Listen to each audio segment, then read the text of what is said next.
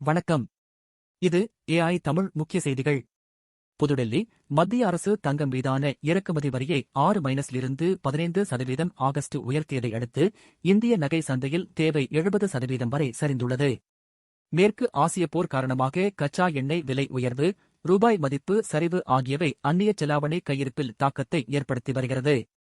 இதை சமாளிக்க கடந்த மே 13ஆம் தேதி தங்கம் மீதான இறக்குமதி வரியை 6- 15% ஆகஸ்ட் மத்திய அரசு உயர்த்தியது.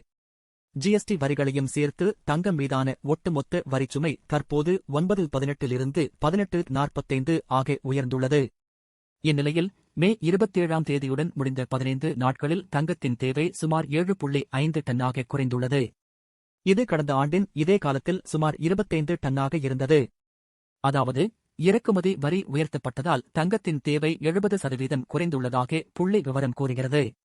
இதுகுறித்து இந்திய தங்க நகைக்கடை உரிமையாளர்கள் சங்கத்தின் ஐபிஜேஏ தேசிய செயலாளர் சுரேந்திர மேத்தா கூறும்போது, இந்தியாவின் தங்க வர்த்தகத்தில் கிட்டத்தட்ட 65% கொண்டுள்ள ஒழுங்கமைக்கப்படாத துறை இந்த வரி உயர்வால் மிக மோசமாக பாதிக்கப்பட்டுள்ளது என்றார்.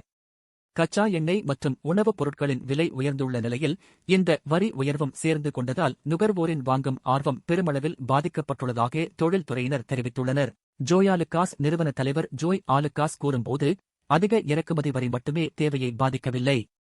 தங்கம் வாங்குவதை தற்காலிகமாக தவிர்க்குமாறு பிரதமர் விடுத்த வேண்டுகோளும், சுப காரியங்களை தவிர்க்கும் அதிக் மாசம் காலமும் இந்த மந்தநிலைக்கு கூடுதல் காரணங்களாக அமைந்துள்ளன. அத்துடன் முதலீட்டு நோக்கில் தங்கம் வாங்குவது கூட குறைந்துள்ளது என்றார். உலகச் செய்திகளை உடனுக்குடன் பெற இப்போதே சப்ஸ்கிரைப் செய்யுங்கள். நன்றி.